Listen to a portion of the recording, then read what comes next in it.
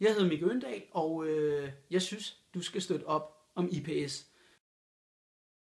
Fordi IPS det sørger for, at du får nogle fede faciliteter i dit lokalområde. IPS de vil arbejde for, at I kan få en ny svømmehal. Jeg ved godt, I har en svømmehal, men altså...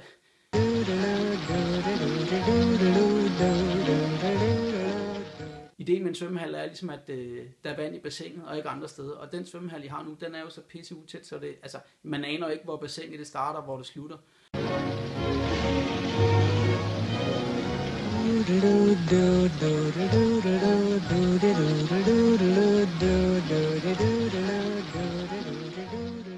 Jeg har hørt rygter om, at der var en ung gut, som svømmede direkte ud foran en bus, fordi han ikke vidste, hvor fanden bassinet det stoppede henne. Nej, det passer selvfølgelig ikke. Der kom ikke nogen bus. Det er Movia. Men det kunne godt have været sådan. Derfor skal I have nogle bedre faciliteter. Så støt op om IPS.